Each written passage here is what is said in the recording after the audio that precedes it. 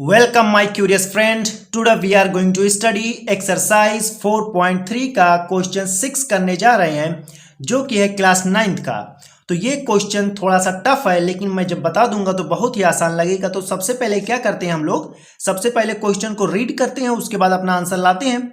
इसमें क्या करना है, if the work done by a body on application of a constant force is directly proportional to the distance travelled by the body, express this in the form of the equation in two variable and draw the graph of the same by taking the constant force as 5 unit. Also read from the graph the work done when the distance traveled by the body is 2 unit and 0 unit. आपने कहा होगा क्या सब बता दिया, समझ में नहीं आया, तो मैं बता रहा हूँ। सबसे पहले हमको यहाँ से लेकर ट्रेवल बाय द बॉडी यहाँ तक समझना होगा। ये कह रहे हैं कि कोई वर्क डन है जो डायरेक्टली प्रोपोर्शनल है किसके, डिस्टेंस ट्रेवल के। मतलब क्या समझ रहे हो ना, यहाँ पे समझ लो एक है कोई चीज है, कोई बॉडी है, कोई मोटरसाइकिल है, बस है, ट्रक है, कुछ भी है, ट्रैक्टर है, उसको धक्का मार रहे हो या कुछ भी ऐसे, मतलब मैं बता दे रहा हूँ। ठीक, कोई आप मॉल में गए हैं तो कोई ट्रॉली है, ट्रॉली में सामान रखते हैं ना, तो उसको भी आप धक्का ही तो देते हैं, फोर्स लगाते हैं। तो यहाँ पे हमारा जो फोर्स है वो क्या है, 5 यूनिट, लेकिन अभी हम यहाँ पे फोर्स ही मान लेते हैं एफ। और यहाँ पर जो डिस्टेंस हुआ गया वो क्या है, एक्स है। इसको हमने जो डिस्टेंस ट्रेवल करेगा, मतलब फोर्स लगाओगे तो थोड़ा सा घिसकेगा, आगे बढ़ेगा, तो वो डिस्टेंस को हमने मान लिया एक्स। ठीक है, फोर्स इधर लग रहा है और ये डिस्टेंस इधर चल रहा है। क्लियर है। अब क्या कह रहा है कि जो वर्क डन होगा, फोर्स लग रहा है और ये आगे बढ़ रहा है तो डिस्टेंस भी बढ़ रही है। क्लियर है। तो यहाँ कह रहा है जो वर्क डन होगा वो डायरेक्टली प्रोपोर्शनल है डिस्टेंस के, मतलब जितना आगे बढ़ाओगे, जितना ये वाला यहाँ से अपनी जगह से घुसकेगा, जितना डिस्टेंस ये कवर करेगा उतना ही वर्क डन होगा। समझ रहे हो ना, डायरेक्टली प्रोपोर्शनल क्या मतलब, work done is directly proportional to distance travelled by the body. मतलब बॉडी जितनी दूर जाएगी उतना ही वर्क डन होगा। तो इसका मतलब क्या हुआ कि W work done is directly proportional to किसके, जल्दी बताओ, डायरेक्टली प्रोपोर्शनल टू डिस्टेंस। ठीक है, इतना तो समझ में आ गया। Work done is directly proportional to distance, मतलब वर्क डन जितना डिस्टेंस बढ़ेगा उतना वर्क डन होगा। अब इसके बाद आप जानते हैं जब डायरेक्टली प्रोपोर्शनल होता है, इसको हटाने के लिए हम क्या करते हैं, कोई कांस्टेंट चीज लाते हैं ना। तो यहाँ पे हमें पहले ही बता दिया कांस्टेंट फोर्स है। फोर्स क्या है, कांस्टेंट, और इसकी जो यूनिट वो क्या है, 5 यूनिट इसका हमें दिया हुआ है कि 5 यूनिट से ये फोर्स लग रहा है। तो फोर्स जब डायरेक्टली प्रोपोर्शनल को हटाने के लिए हमें कांस्टेंट चीज लगानी होती है, तो इज इक्वल टू, ये डायरेक्टली प्रोपोर्शनल हटा तो यहाँ पे F इंटू डी लिख देंगे। ये हो गया work done is equal to force into displacement या डिस्टेंस कहें। क्लियर है, ये फार्मूला होता है फिजिक्स में क्लास 9th में, समझ गए। अब इसके बाद क्या करना होता है, अब यहाँ पे लेकिन कह रहा है कि इसको यूज करके यहाँ से लेके यहाँ तक हमारा काम हो गया। अब इसको यूज करके express this in the form of equation in 2 variable. अब आप जानते हैं यहाँ पर वर्क डन और displacement, I mean to say that distance क्या है, वेरिएबल है। डिस्टेंस जितना जाएगा वेरिएबल वर्क डन अपना बढ़ता रहेगा। क्लियर है, जितना डिस्टेंस कवर करेगा फोर्स लगने पर, जितना आगे बॉडी जाएगी उतना ही वर्क डन होता रहेगा। मतलब ये भी ये इस पे डिपेंड है। ठीक है, तो ये भी वेरिएबल है, ये भी वेरिएबल है, ये बढ़ेगा, ये भी बढ़ेगा, तो ये दोनों क्या हो गए, वेरिएबल हो गए। लेकिन हमें यहाँ पे इक्वेशन इन 2 वेरिएबल के फॉर्म में लिखना है। तो यहाँ पे तो लिखा है लीनियर इक्वेशन इन 2 वेरिएबल के फॉर्म में, लेकिन आगे क्या कह रहा है, graph of the and draw the graph. तो ग्राफ जब हम बनाते हैं तो वहाँ पे एक्स एंड वाई सिर्फ होता है, तो हमें इसको एक्स एंड वाई के फॉर्म में चेंज करना होगा। तो यहाँ पे सबसे पहले हम लेट करेंगे, इतना तो समझ में आ गया ना। लेट क्या करेंगे कि वर्क डन जो हम लेंगे, work done is equal to y let करेंगे। ठीक है, फोर्स को, ये कांस्टेंट फोर्स को हम 5 यूनिट हमारा दिया ही हुआ है, तो इसमें कोई दिक्कत वाली बात नहीं है, 5 यूनिट्स दी हुई है। इसके बाद क्या आता है, डिस्टेंस। डिस्टेंस को आप क्या लेंगे, डिस्टेंस को आप लेंगे एक्स। क्लियर है। आप कहेंगे कि वर्क डन को वाई एंड डिस्टेंस को एक्स क्यों आपने लिया, तो मैं ये कहना चाह रहा हूं, जब भी आप किसी भी चीज को, जब ट्रॉली है, ट्रैक्टर की ट्रॉली है, या ट्रैक्टर है, या कोई कार है, बस है, या अपने घर में जो क्या कहते हैं कूलर है, उसमें नीचे व्हील लगी होती है, जब उसको धक्का देते हैं, ठीक है, या मोटरसाइकिल को धक्का देते हैं तो एक ही डायरेक्शन में देते हैं। जब आपने पढ़ा था, यही इस चैप्टर का इंट्रोडक्शन मैंने दिया था, तो मैंने कैसे बताया था, जो कार्टेशियन प्लेन है पहले एक लाइन होती है, लाइन तो हमने पढ़ा था कि 0 1 2 3 और इधर -1 -2 -3 ये इस तरह से होता है। जब इस लाइन को, ये क्या था, एक्स एक्सिस ही था, एक लाइन सिंपल लाइन है तो ये एक्स एक्सिस ही होती है। अब इस एक्स एक्सिस को उन्होंने जब इस तरह से एक परपेंडिकुलर, इस एक्सिस को जब इन्होंने इस तरह से कर दिया, इस एक्स एक्सिस के परपेंडिकुलर कर दिया तो वो बन गया वाई। तो वाई एक्सिस आया कहाँ से, जब पहले एक्स एक्सिस था इसी के दिमाग से वाई एक्सिस आया। ठीक है, तो ये कहने का मतलब है ओरिजिनल में जनरली जो बात होती है वो एक्स एक्सिस एक्स ही डायरेक्शन में बात की जाती है।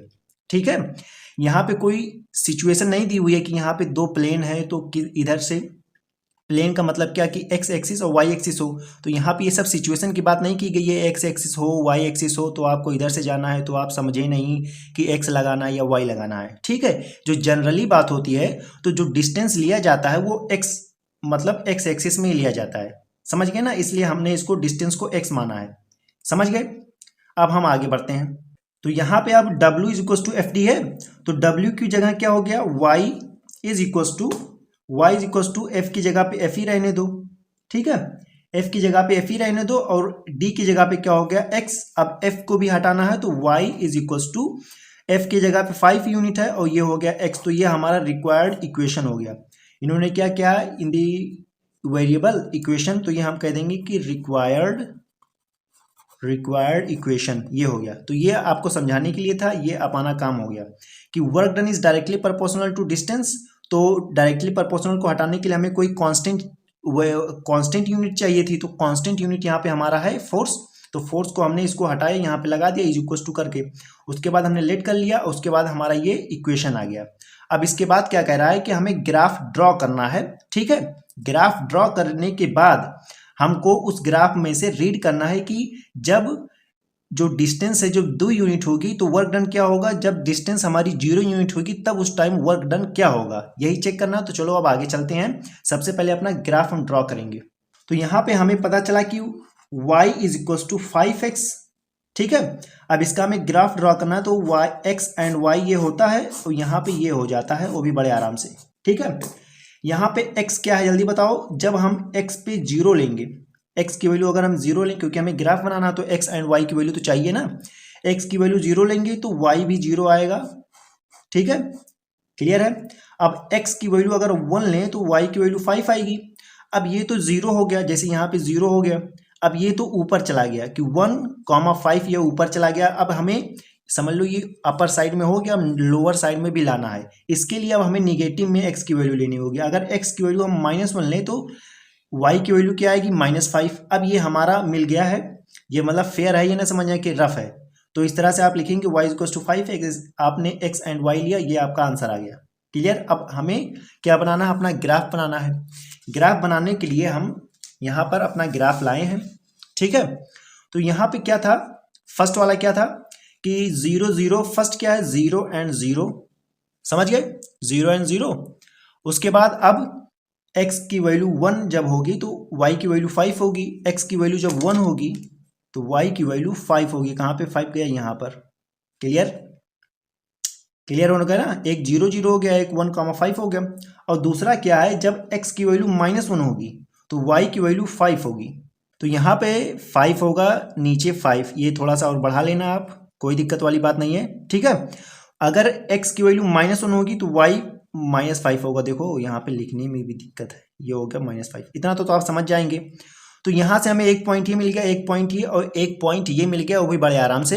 अब इन तीनों पॉइंट्स को हम ऐड कर देंगे और अपना आंसर हम लाएंगे। तो यहाँ पे ये 0 0, यहाँ पे ये है, यहाँ पे ये है, यहाँ से हमने इसको मिलाया। ठीक है, ये मिला दिया। अब यहाँ से ये इस तरह से हो गया, आपको दिख नहीं रहा होगा, अभी दिखा रहा हूँ सब कुछ।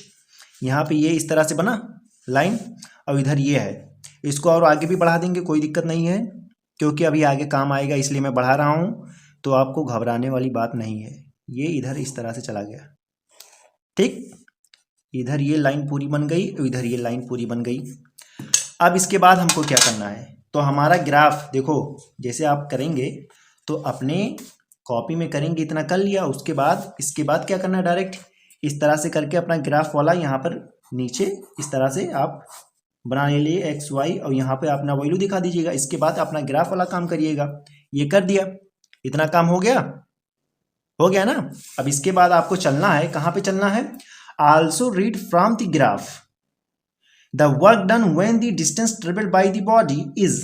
तो हम यहाँ पे लिखेंगे, ये तो ऐसे ही पड़ा रहेगा, यहाँ पे लिखेंगे फ्रॉम द ग्राफ, ठीक है, वर्क डन, फाइंड लिख दो या सिर्फ वर्क डन लिख दोगे कोई दिक्कत नहीं है।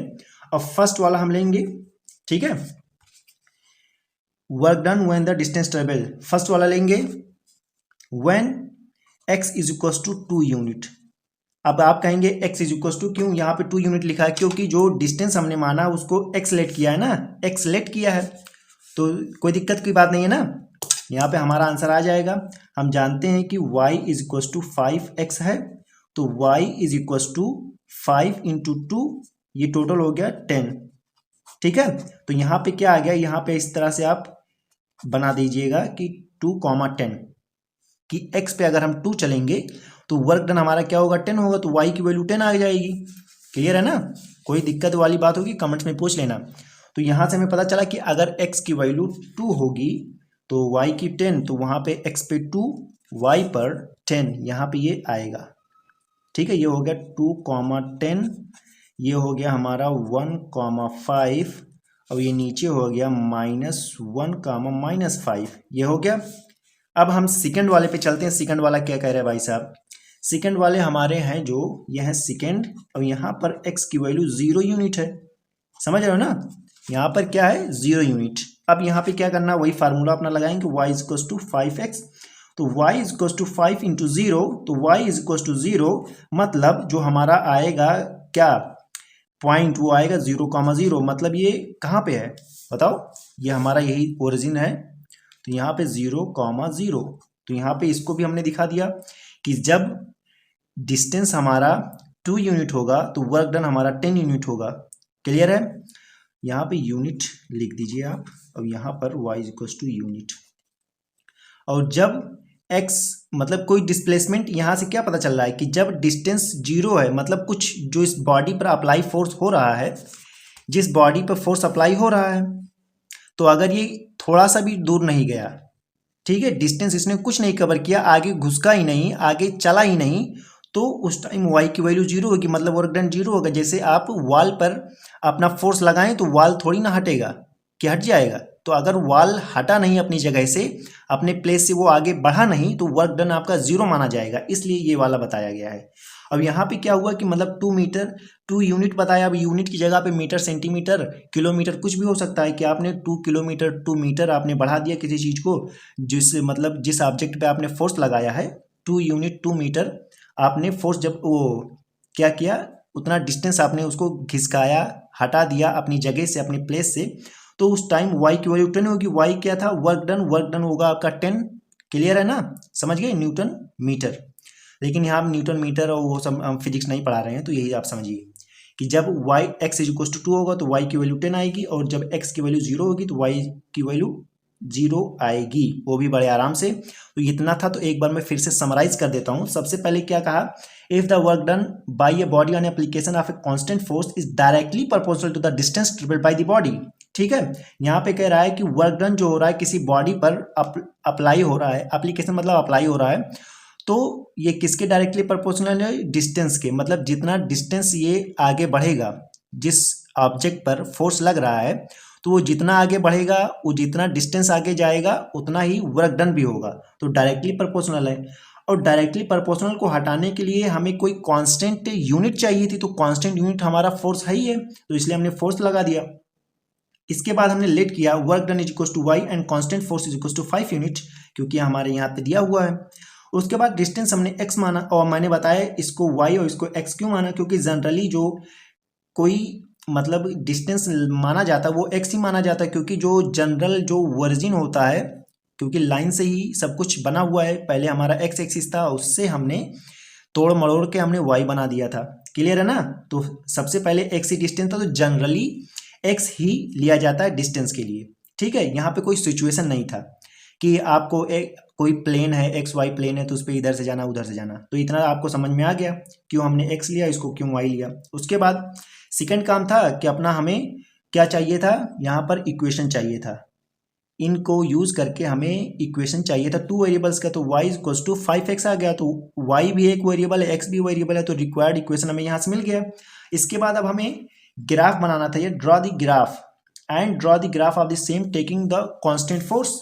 तो उसके बाद हमने y इक्वल्स टू 5x किया, तो यहाँ पे जब 0x की वैल्यू ली तो y की वैल्यू 0 आएगी, x की वैल्यू 1 ली तो y की वैल्यू 5, x की वैल्यू -1 तो y की वैल्यू -5। इतना हो गया था। उसके बाद हमने अपना ग्राफ बना लिया, वो भी बड़े आराम से। जैसे ये बहुत ज़्यादा लंबा हो गया, कुछ दिख नहीं रहा है ना, तो आप स्केल यहाँ पे कर लेना कि SCALE स्केल, जैसे और छोटा आपको बनाना होगा। तो यहाँ पे आप क्या कहिएगा कि 1 unit is equal to 2 centimetre. ठीक है, कोई दिक्कत वाली बात नहीं हुई, लेकिन यहाँ पे यूनिट की ही बात की गई है, सेंटीमीटर मीटर नहीं। तो यहाँ पर 1 unit is equal to 2 unit मान लेना। तो इससे क्या होगा, यहाँ पे 2 आप लिखेंगे 1 की जगह पर, मतलब 1 centimetre is equal to 1 unit क्या होगा, 1 यूनिट क्या होता है, यहाँ से लेके यहाँ तक की जो डिस्टेंस है उसको 1 यूनिट कहा जाता है। अब इसको आप क्या मानेंगे, आपके ऊपर है।